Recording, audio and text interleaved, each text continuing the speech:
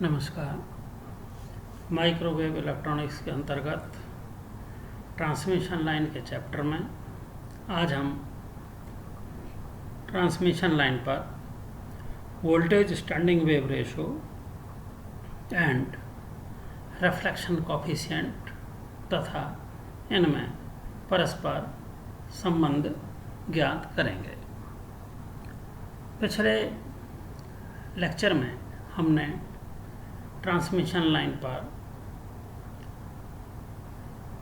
Voltage and current waves और losses के बारे में पढ़ा। इसके अतिरिक्त हमने ट्रांसमिशन लाइन पर वोल्टेज एंड करंट के वेव इक्वेशंस के सॉल्यूशंस ज्ञात किए और उनके द्वारा हमने इनपुट इम्पीडेंस की इक्वेशंस प्राप्त की थी। वोल्टेज स्टैंडिंग वेव रेशो को डिफाइन करने के लिए हम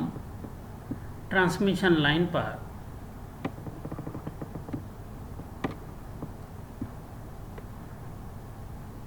वोल्टेज एंड करंट वेव्स के नॉर्मल जनरल सॉल्यूशंस, जो कि यहाँ पर हमने इक्वेशन 1 और इक्वेशन 2 में एक्सप्लेन किए हैं,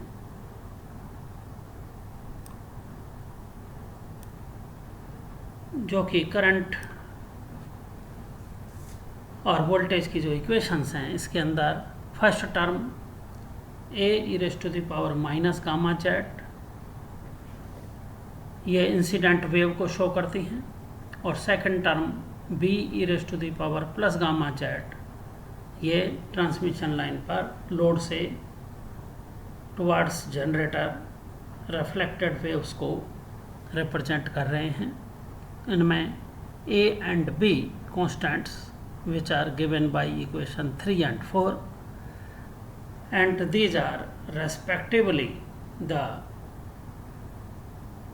amplitudes of the incident and the reflected wave,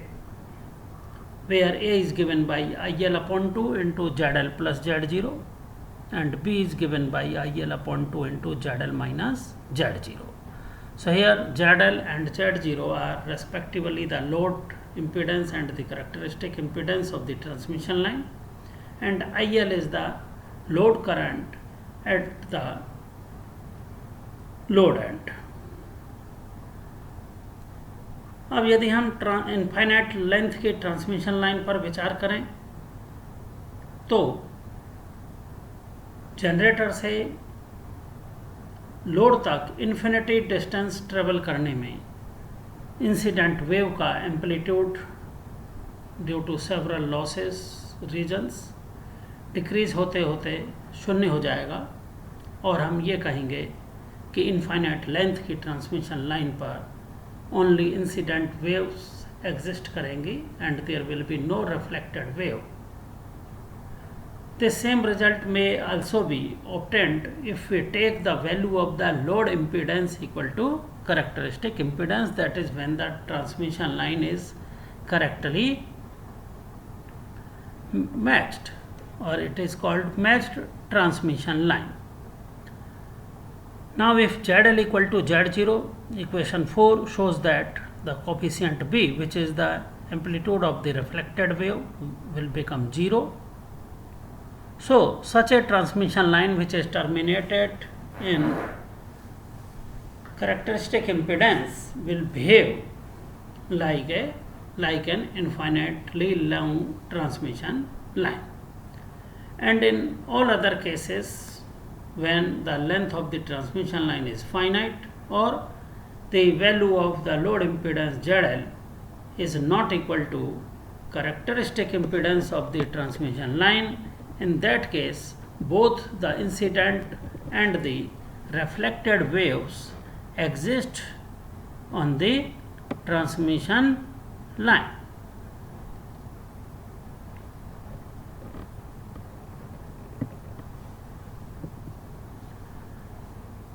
So now we define the reflection coefficient on the transmission line. As the name suggests, reflection coefficient means it is the ratio of the amplitudes of the reflected wave and the incident wave, that is b e raised to the power gamma z upon a e raised to the power minus gamma z, which becomes b over a e raised to the power twice gamma z. Now, in calculating the coefficients b and a mentioned above, we have considered the load end or the receiving end as the reference point z equal to 0. So, in the above equation of rho, if we put the value of z equal to 0, then at the receiving end, the reflection coefficient will become b over a, that is zl minus z0 upon zl plus z0. Now, for the various terminating conditions in which for a matched transmission line, when zl equal to z0, from equation 5, the reflection coefficient will become 0, as we have discussed earlier in previous lines. There will be no reflected wave and therefore hence no reflection coefficient. Similarly, for a short circuited transmission line, in the case of short circuited transmission line, the load impedance at the terminating end will be 0. And when in equation 5, if we put the value of ZL equal to 0, it gives us the value of reflection coefficient equal to -1. So, here the negative sign in equation 6, that is in rho equal to -1, negative sign shows that the reflected wave and the incident wave are in opposite phase, or there is a phase difference of 180 degree or pi between the incident and the reflected wave. Now, similarly, for an open circuited transmission line, means the load impedance at the terminating end will be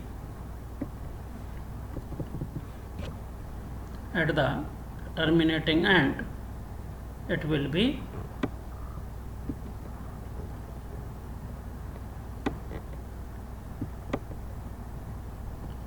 load impedance at the terminating end will be infinite, and from equation 5 again, the value of reflection coefficient rho comes out to be +1. So, this can be obtained if we divide both numerator and denominator of this equation 5 by ZL, and then we put the value of ZL tending to infinite, then it will give us rho equal to 1. So, the value of rho equal to +1 shows that in the open circuited transmission line, the incident wave and the reflected wave both are in the same phase.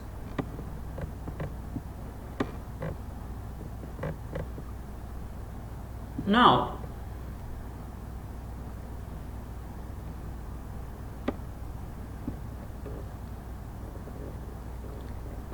for the generalized load ZL at the receiving end Z equal to 0, we can define the value of the reflection coefficient as equal to rho equal to mod rho 0 e raised to the power j phi, where rho 0, this is the value at the receiving end, that is at Z equal to 0, and phi is the phase difference between the incident and the reflected wave. Now, at any point on the transmission line at a distance Z equal to -L,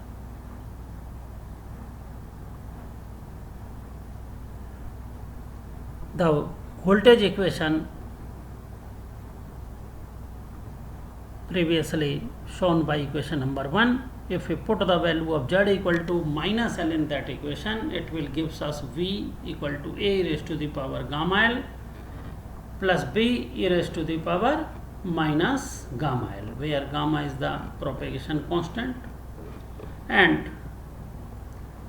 if we take A e raised to the power gamma L common outside the bracket, then inside the bracket we will get 1 plus B upon A e raised to the power twice gamma L. So here B upon A is the reflection coefficient. We will put the value equal to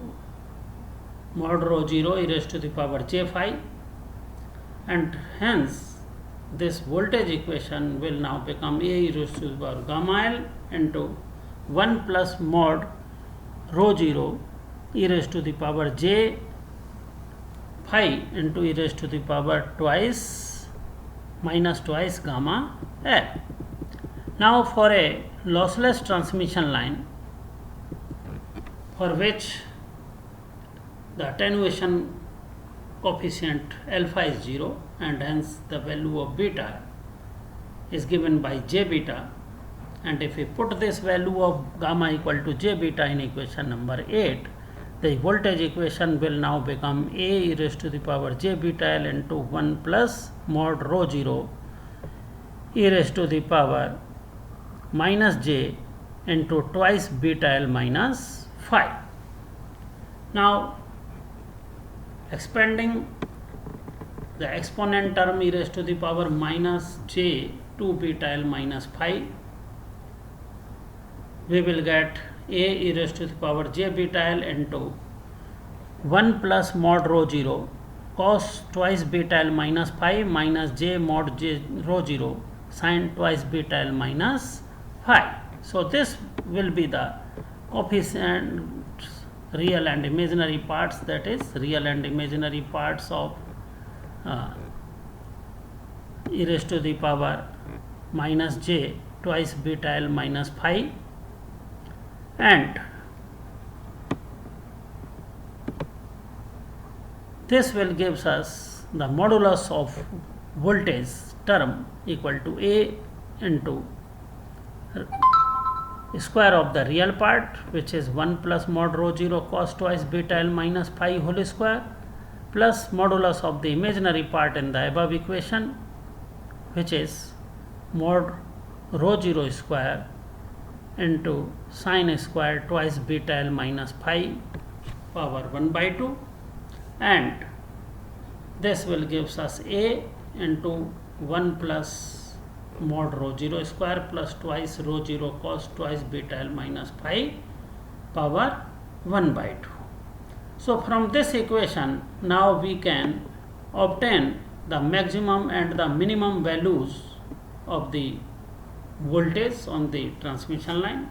To obtain the maximum value of the voltage,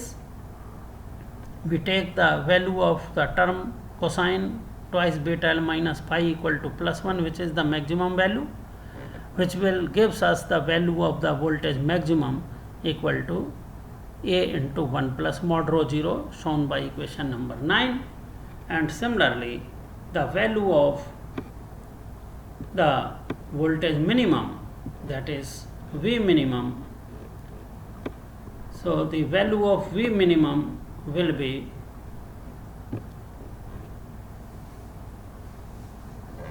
A into 1 minus mod rho 0, where in calculating the value of voltage minimum we will consider the value of the cosine term, cosine twice beta L minus phi equal to minus 1, which is the minimum value. So with the help of these positive V maximum and V minimum values obtained in equations 9 and 10, now the voltage standing wave ratio, that is VSWR. So we may define VSWR term here. So VSWR may be defined as the ratio of the maximum voltage to the minimum voltage on the transmission line, and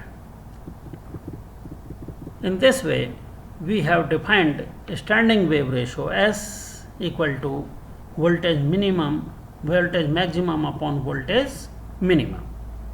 So substituting the values of V maximum and V minimum as derived above, we can obtain the value of S equal to 1 plus mod rho 0 upon 1 minus mod rho 0 given by equation number 11. Now to obtain a relation between the standing wave ratio S and the reflection coefficient rho, again we can